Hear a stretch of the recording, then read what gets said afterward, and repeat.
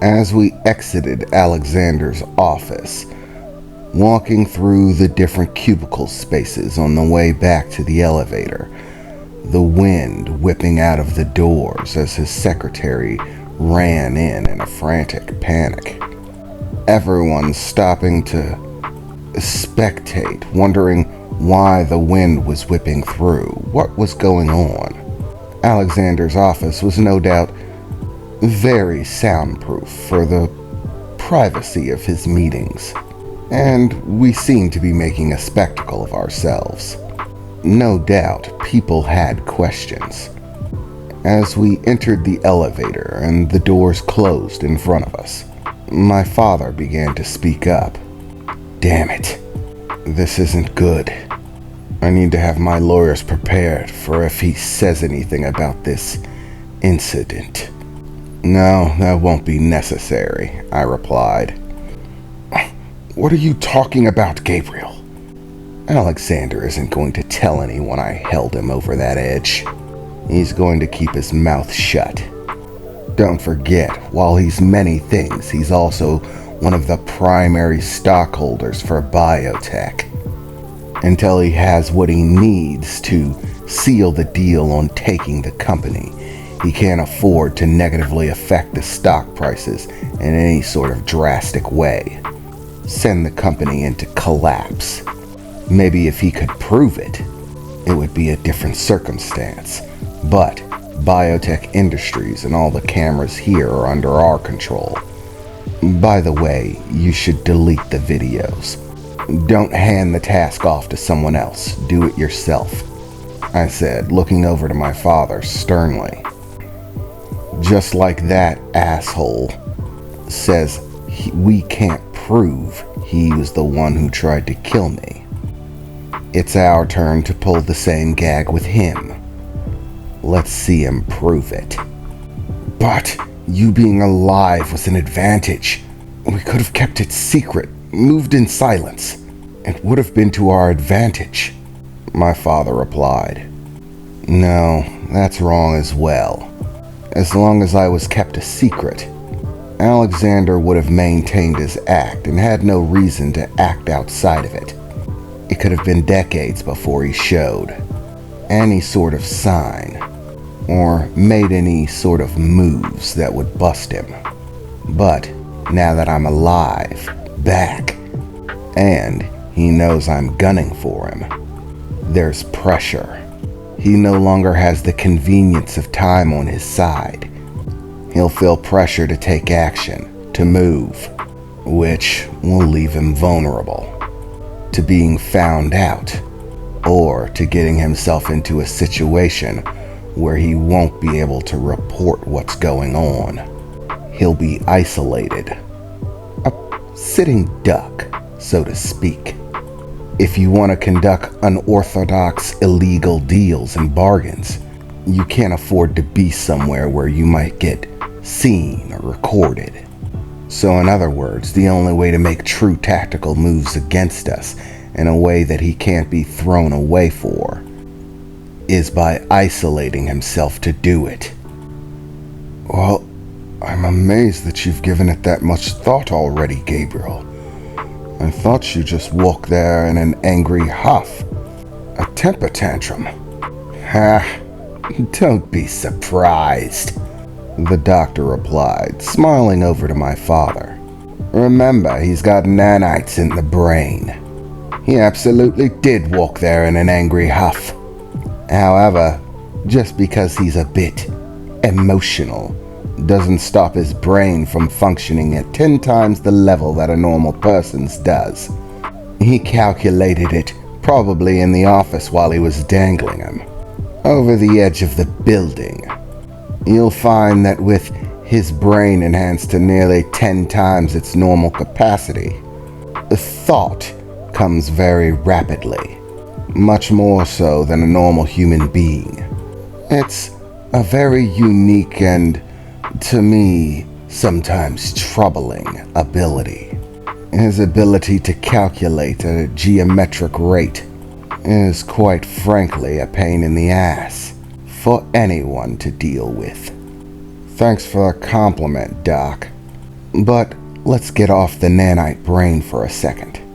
We need to start preparing. Preparing? Preparing for what? My father asked, a curious expression on his face, and just a little bit frightened. Prepare for war. There's no guarantee that the first time that Alexander steps out of the limelight, that we'll be there to catch him. Remember, our movements have to be within the frames of the law as well, so the same rules apply. In order to take true actions against him, we'll need to step out of view, which will leave us vulnerable. It's a double-edged sword, and it works both ways. There's no telling who's going to be able to make the first move, who's going to be able to spot the other out of the limelight first. Even if we put monitors on him, there's no guarantee that it'll stick, that he doesn't have secret means of transportation and travel. We could set people to watch him, and they believe that he's at his home, but that doesn't mean that he doesn't have some sort of secret way out, an escape hatch, somewhere that he can't be tracked. And while the people monitoring him believe he's at his home, he could be elsewhere. But the same rules apply to us. Once again, this is sort of a game of cloak and daggers. We'll all be maintaining a social front. We'll be pretending to be allies and friendly when it comes to public encounters, while we're each trying to find a good place to stick the blade, moving through the shadows in order to make moves on each other. But he doesn't have the advantage of highly enhanced super soldiers, now does he? My abilities give me a definite edge that, quite frankly, I don't think that he's going to be able to have accurate measure of. Our main problem is his strategic position in biotech. As the business head for the weapons engineering segment of biotech, he's most likely spent decades frittering away assets.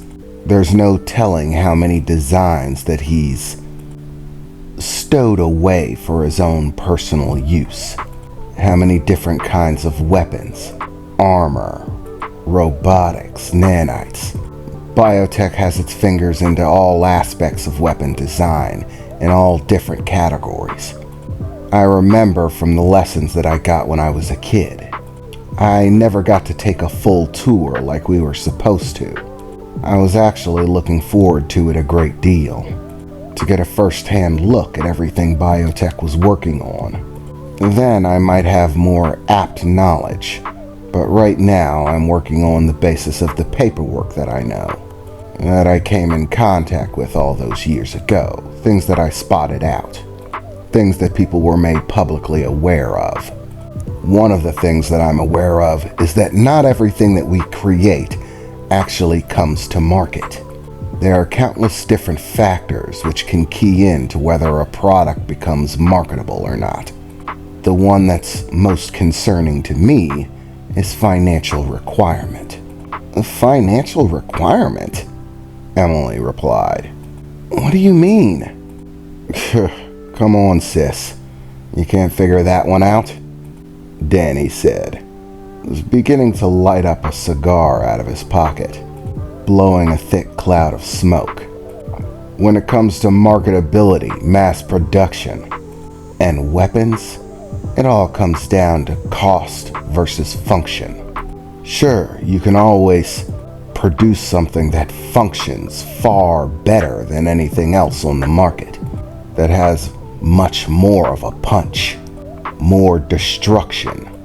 But there's the problem of cost, how much it costs to produce that weapon. If the cost increases more than its effectiveness, or if despite the effectiveness the cost is simply too high to mass produce, then it doesn't hit the market.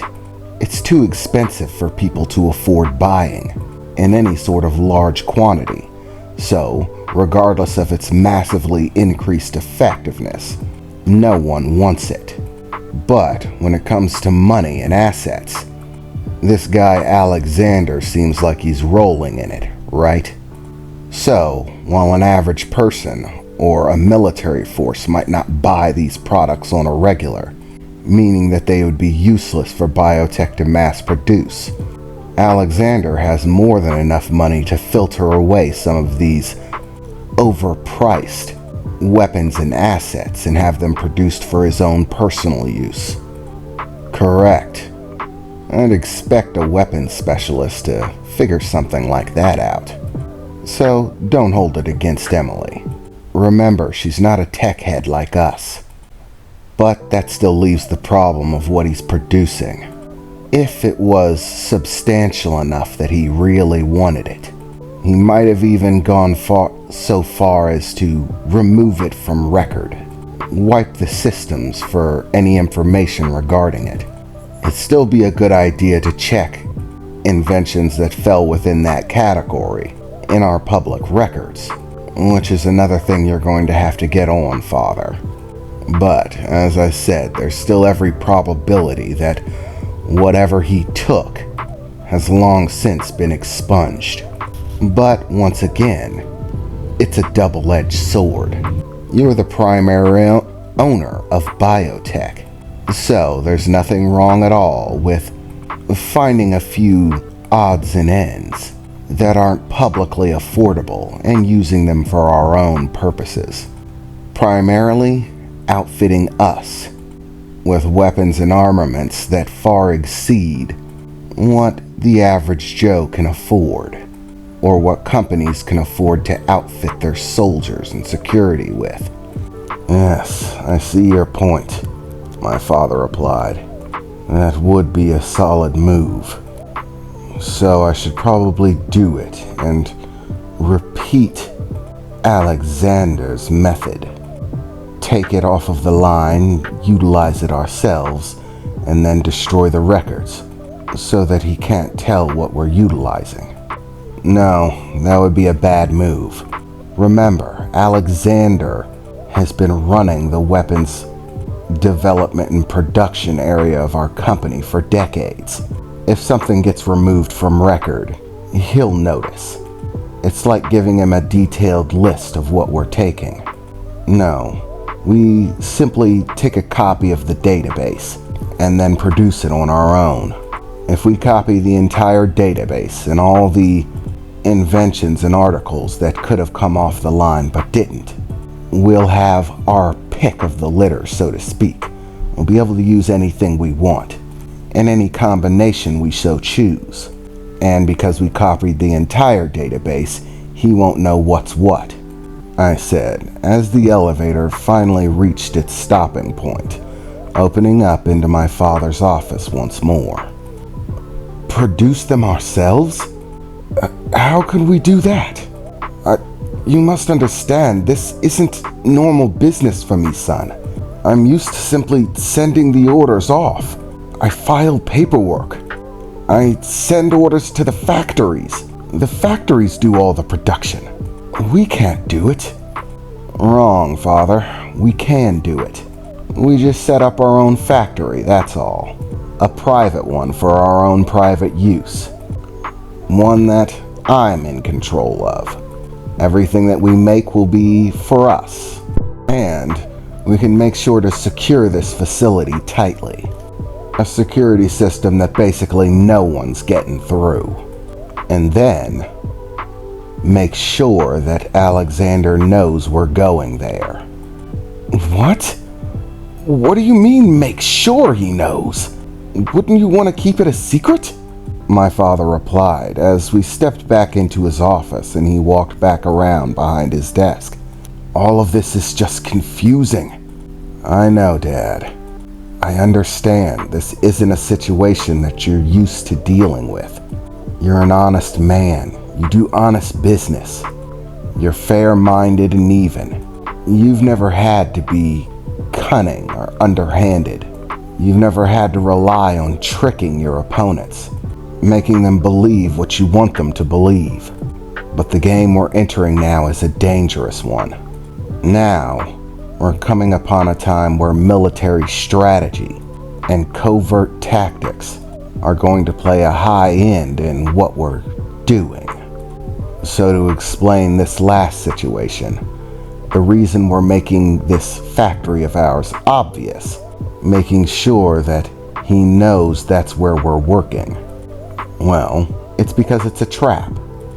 He'll either send people to try to infiltrate, which won't work because the only people who will be allowed access are us, or he'll attack it outright. Either way, he'll have to send people that can be interrogated, questioned, people that can give us access to information. Hell, we might even be able to track it back to him, if we're prepared. Which, if I have my say about it, we will be.